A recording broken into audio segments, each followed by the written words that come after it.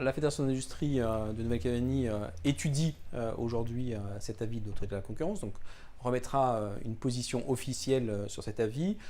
Aujourd'hui, on peut noter 3 points qui nous ont un peu sauté aux yeux sur cet avis de l'autorité de la concurrence.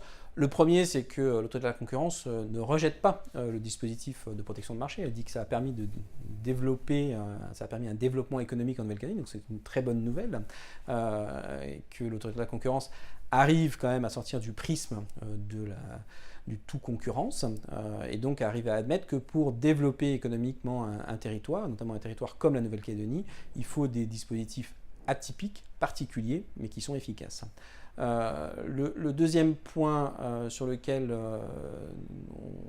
notre attention a été attirée, c'est qu'il y a encore des incompréhensions sur certains dispositifs. Aujourd'hui, une assimilation des droits de douane et de la TSPA comme accompagnement à la production locale. Donc ça, c'est quelque chose qui, pour nous, n'est pas du tout vrai.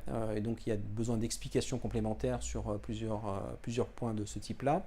Et après, on a une vraie interrogation. On trouve particulièrement dommageable que l'autorité de la concurrence s'appuie en partie sur la consultation publique qu'elle a faite, puisque la consultation publique qu'elle a faite n'a aucune valeur de sondage et n'est pas du tout représentative de la population calédonienne. Or, dans l'avis qu'elle émet, elle écrit qu'une majorité des Calédoniens sont défavorables au dispositif de protection de marché, ce qui, selon nous, n'est absolument pas vrai, puisque nous avons mené un sondage représentatif de la population calédonienne qui dit le contraire.